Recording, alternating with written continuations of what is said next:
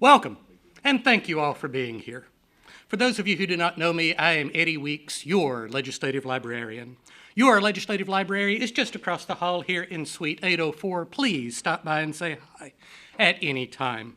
I'm there to answer just about any historical question you may have about the legislature, old laws, past legislators, prior legislation, the legislative process, and even what all has happened on and around the 4th of July at and around the Tennessee state capitol. What a great question. Let's start our answer to that question in 1776. Please remember that before 1776, the 4th of July had no special significance. That date was not chosen for any reason. But on July the 4th, 1776, the Second Continental Congress adopted the Declaration of Independence.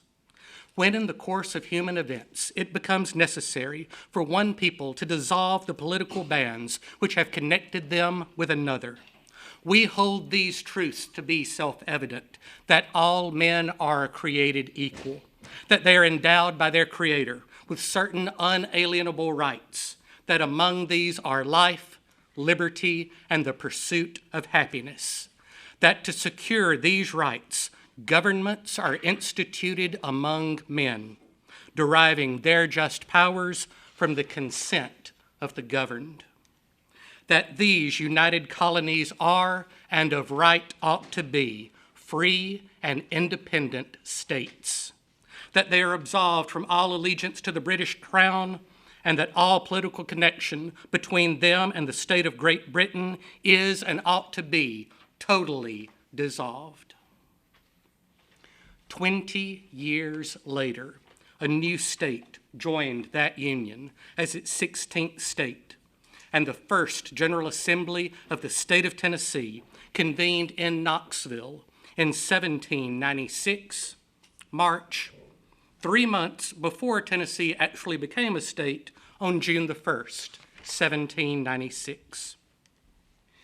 In many ways, though, Tennessee's statehood began on July the 4th, 1796, because it was on that day that Governor John Sevier sent a circular to the 33 members of that first General Assembly, calling the men into their first extraordinary session and giving them the news that Tennessee was now a state. Tennessee was the last state admitted to the Union in the 1700s. Ohio would be next in 1803. But now, the United States had 16 states, and Tennessee was its newest. Nearly 50 years after statehood, in 1843, the 25th General Assembly named Nashville as the permanent capital of the state. And with a permanent capital city, they needed a permanent capital building. And the date selected for work to begin on that building was the 4th of July, 1845, the 69th anniversary of the signing of the Declaration of Independence. The Nashville Republican Banner, July the 7th, 1845, reported on the festivities of 3 days earlier. Their headline was simple: Independence Day. Interesting ceremonies, celebration by the Sabbath schools and by the societies of the university, the laying of the cornerstone of the Capitol. But the article was very detailed. Our national anniversary on Friday last was celebrated with more than ordinary pomp and circumstance. It had very appropriately been selected by the commissioners as the occasion upon which to lay the cornerstone of the Capitol. The arrangements for the celebration were so judiciously planned and so admirably executed that the ceremonies adopted by the societies and by the Sunday schools, though separate and distinct, were finished without interference with each other in time to enable all to join in the imposing and interesting pageant that was exhibited on Capitol Hill. A large concourse of both sexes had already assembled upon Capitol Hill, which, when the processional arrived, was swelled to a number estimated at between 5,000 and 6,000 people. This vast assemblage of Tennesseans, with their wives and daughters and sweethearts, had come up to this beautiful and commanding eminence to assist in laying the cornerstone of the capital of 1,000,000 of prosperous and happy people. A building which is destined not for the gorgeous ceremonies attendant upon the coronations of emperors or kings, or for the meeting together of nobles and hereditary lawgivers, but for the occupancy of officers and representatives chosen at stated intervals by free men from among themselves. Reverend Wheat, the Grand Chaplain of the Masons, said, "We are met upon an august occasion. With more than festive joy, we celebrate the birthday of our national independence. What heart so cold as not to catch an instant inspiration at the theme? This glorious day should never be desecrated to the purposes of mere festivity and unreflecting mirth. Its intentions are not all fulfilled by national salutes and patriotic toasts. It is to refresh our memories with the virtues and sacrifices of our fathers, to enkindle anew upon the altar of liberty the pure flame of patriotism and philanthropy which animated them." The most worshipful Grand Master Mason, Mr. Tannehill, then said, "In common with our fellow citizens at large, we hail the foundation of the Capitol as an interesting era in the history of the state, upon which those who come after us may look with just pride. Constructed and completed upon the plan adopted by your board, the edifice which will here be erected will do honor to the taste and munificence of the state, be an ornament to our city, and reflect credit upon the genius and skill of the architect by whom it was designed." Edwin Ewing, the orator of the day, said, "We are met to lay the cornerstone of a people's state house, to give expression to a people's will and a people's pride, not by commending that which is to end in an empty display of mere architectural beauty, or the perpetuity of a vain and sentimental ostentation, but to end in that whose uses shall be our pride, our glory, and our safety." The most worshipful master then deposited in the opening of the cornerstone, which was 12 inches square by 9 inches deep, the 2 jars that had been delivered to him by the chairman of the Board of Commissioners, containing an engraved likeness of Andrew Jackson, the Declaration of Independence, the Constitution of the United States, a map of the city, Morris's Tennessee Gazetteer, the American Almanac for 1845, and a statistical table of Nashville. The various American coins from the eagle, a $10 gold piece, down to the cent. Copies of the different newspapers of Nashville, and a parchment scroll with the history of Nashville.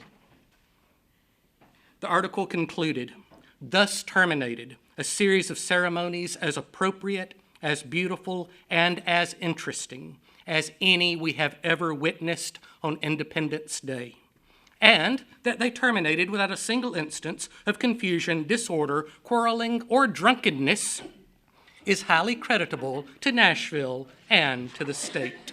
And that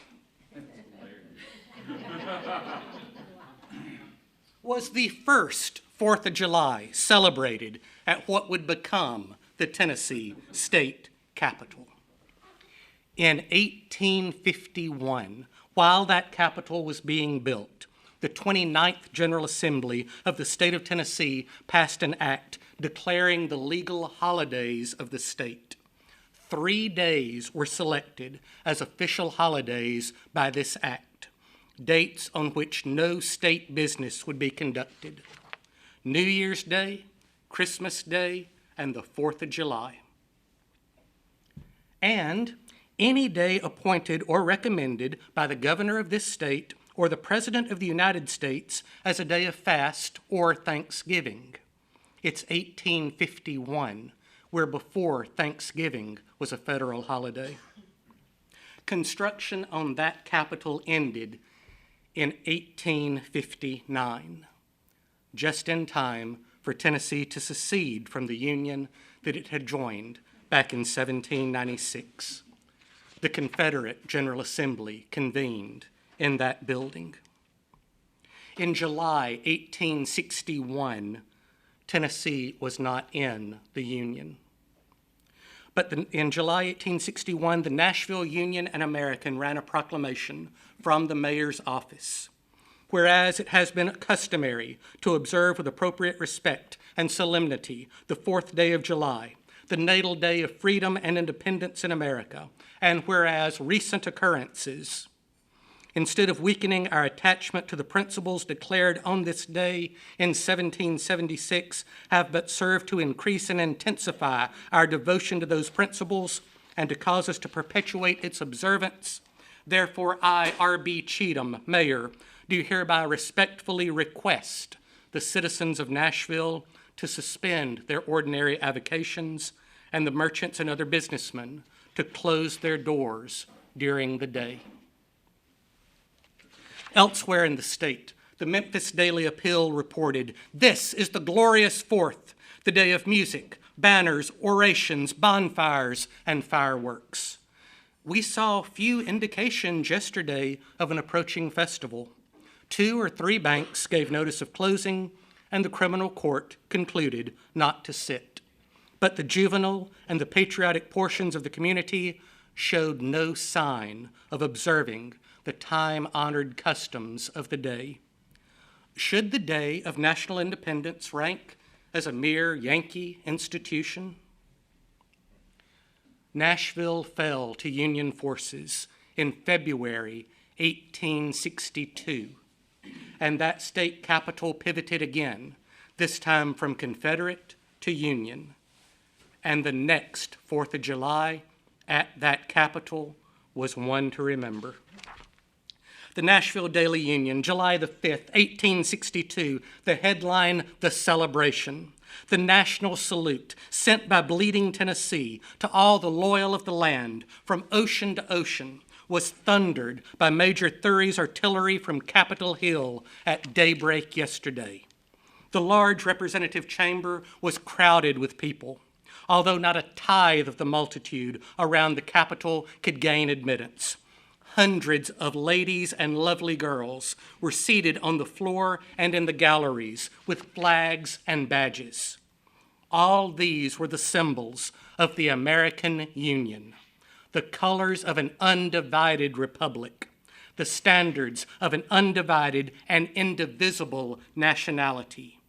How different from the pirate flag of the rebel, so-called Confederacy, born of unholy lust and ambition, whose unsightly folds waved over the Capitol like the wing of death on the last 4th of July. The Nashville Daily Union, July the 6th, 1862, reported on the speech given by former Speaker of the House Jordan Stokes at that Capitol building. The present rebellion forces our experiment of self-government on its last and final trial.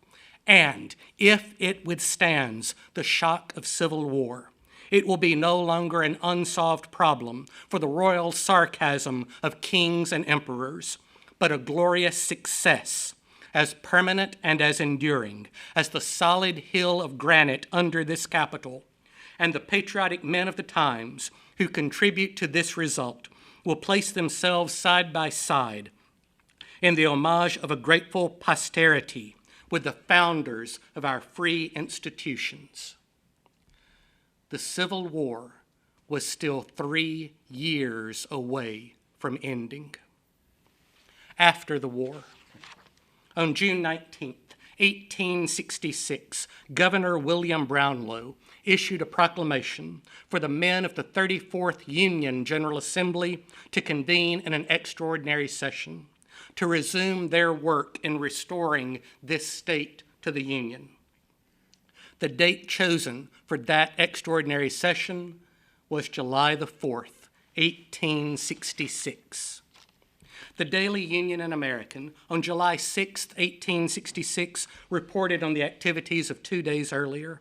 At night, the Capitol was illuminated and an exhibition of fireworks given from the southern portico. This scene attracted quite an assemblage to the grounds and streets in the vicinity. And at its conclusion, those disposed to listen to the speaking assembled in the hall of the House of Representatives. Tennessee ratified the 14th Amendment to the federal Constitution days later on July 19, 1866, and was then readmitted to the Union on July 24, 1866, the first Confederate state to rejoin the Union. No other Confederate state rejoined the Union until 1868. But on the 4th of July, 1867, Tennessee was back in the Union. The Republican banner, July 6, 1867, the 4th of July celebration, the national anniversary, was celebrated here with as much spirit and enthusiasm as could have reasonably been expected from the inhabitants of Brownlow's dominions. Not everyone was happy with Reconstruction government, but at the Capitol, thousands of delighted spectators witnessed the most magnificent display of fireworks known in the history of Nashville. We were gratified to notice but few drunken persons on the streets. The next day, the Republican banner, July the 3rd, 1868. In the evening, there will be a brilliant display of fireworks from the south front of the Capitol, commencing with 6 immense balloon ascensions.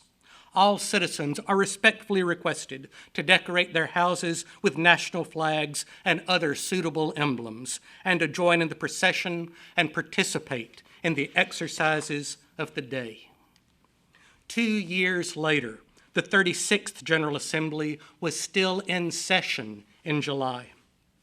This was the General Assembly where they changed their convening time from October of the odd-numbered year to January of the odd-numbered year, so they needed some extra time to make the change.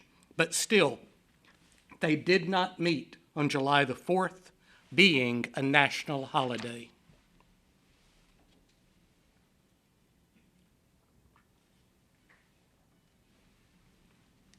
The Republican banner, July the 4th, 1871.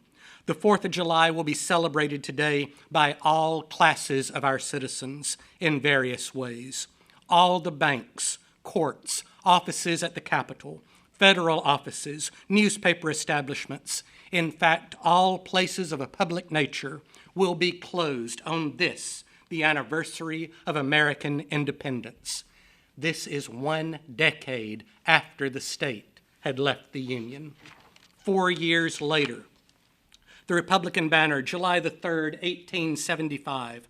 The Capitol grounds at Nashville have undergone great improvement within the last 2 or 3 years. The Tennessean who has not visited the place within that time would now scarcely recognize the hill from a southern approach, except for the majestic building, which once seen is never forgotten. The hand of art has beautifully smoothed out the rugged face of the hillside, and the decorations already render the grounds the chief attraction of the city. These improvements have been mainly the fruit of the rental received for the penitentiary, and if they are ever completed according to design, our Capitol and immediate surroundings will be unsurpassed in beauty by any public place in the United States. The next day, the Republican banner, July the 4th, 1875, fully 2,500 people thronged at the Capitol grounds last night to hear the enchanting music of the 16th Infantry Band and to promenade the walks and avenues of this popular resort. The music was, as ever, finely rendered and was duly appreciated by all. By the end of the 19th century, the Tennessee state capitol was no longer the center of attention on the 4th of July. The Nashville American on June 29, 1898, reported on the thousands who will go to Centennial Park. The Nashville American, next Monday, the 4th of July, will be a red-letter day for Nashville. The great wave of patriotism, which is sweeping over the South, will be concentrated at Nashville, and thousands of alien throats will join the people of this city in a chorus which will be heard throughout the land. On this day, Nashville will be the Mecca of the South. The eyes of her sister states will be riveted on this magnificent demonstration, and delegates from every city within the radius of 500 miles are expected to be present. The movement, although a new one, has been received with such favor by the people of the city that it promises to culminate in the most elaborate celebration ever seen in the South, and every arrangement is being made to make the day a memorable one. The Capitol, though, was not left out of the celebration. The celebration will be formally inaugurated at sunrise by the raising of the American flag over the state capitol. A salute of 21 guns being fired by Ennis's battery of electric artillery, which will be stationed at the Capitol grounds for the purpose. Coincident with the firing of the cannon, every church in the city will be expected to salute the day by the ringing of chimes and church bells. For the next several years of the 20th century, the 4th of July at the Tennessee State Capitol seems to have been a rather low-key affair. The Nashville Tennessean, July the 5th, 1926. State officials desert Capitol for 4th. The state capitol will be closed on Monday in observance of the glorious 4th. However, 20 years later, there was again some excitement at that capitol on the 4th of July. The year was 1945, the 100th anniversary of the laying of the cornerstone of that capitol. The Nashville Tennessean, July the 1st, 1945, state will honor centennial of Capitol cornerstone laying. Think of the time. It's July 1945. World War II ended in Europe in May 1945, but the war in the Pacific is still going on. It would not end until September 1945. And yet the state still took time to honor its 100-year-old capitol.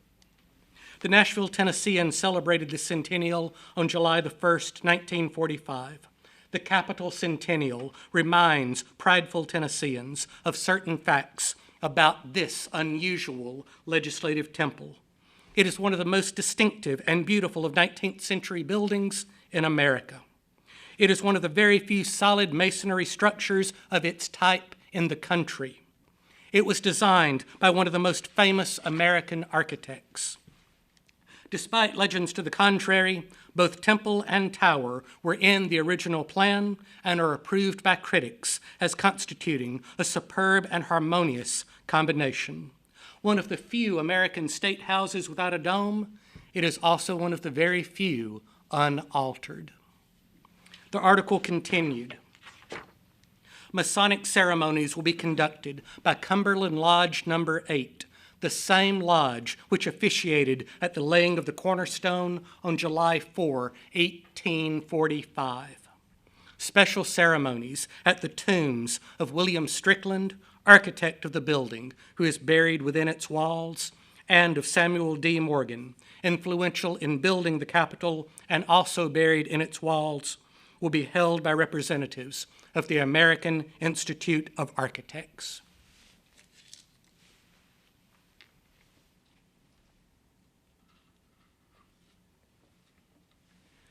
"15 years later came a small change to that Capitol, reported by the Nashville Tennessean on July the 4th, 1959.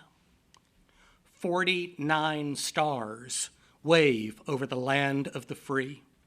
The new 49-star American flag is flying over the United States today.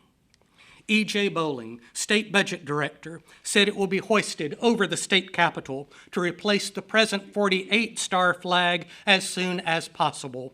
But he said he did not know whether the new flags the state had ordered had arrived yet. Alaska was the 49th state, and Hawaii joined as the 50th state the next month in August 1959. A decade later, the Tennessean, July the 4th, 1970, the Reverend Mel Perry, chairman of the Davidson County Victory Committee, said his organization will release 1,000 balloons at 9 a.m. on the south steps of the Capitol building. Messages written on the sides of the balloons called for victory in Vietnam, victory over the communists, and for people to attend the National Victory Rally scheduled to be held October 3rd in Washington, D.C. The balloon project is part of a national movement, Victory in the Sky on the 4th of July.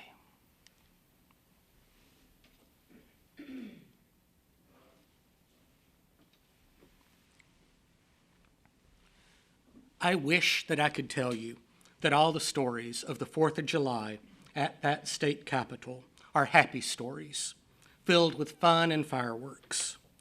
But there have been a few less than enjoyable 4ths of July at that capitol. Thursday, July the 4th, 2002, was the 102nd legislative day of the 102nd General Assembly of the state of Tennessee. Yes, this was the 102nd legislative day, and yes, they were and still are limited to 90 legislative days. But as this was the 102nd legislative day, the members were not getting paid, they were not happy, and neither was the staff that was here. But the 102nd General Assembly of the state of Tennessee adjourned sine die on that 102nd legislative day, July the 4th, 2002, after passing a budget for the state on July the 3rd.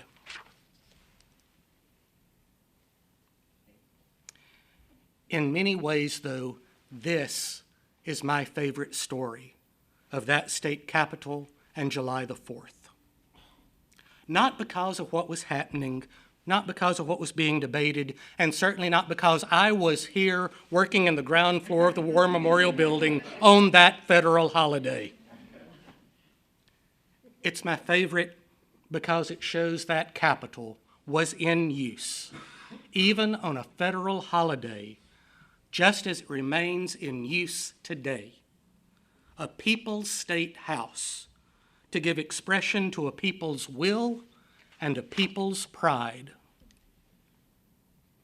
A building which is destined not for the gorgeous ceremonies attendant upon the coronations of emperors or kings, or for the meeting together of nobles and hereditary lawgivers, but for the occupancy of officers and representatives of the people of the state of Tennessee.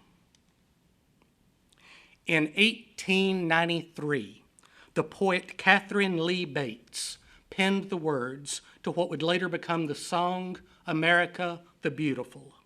The second stanza of that poem includes the words, America, America, God mend thine every flaw. Confirm thy soul in self-control, thy liberty in law.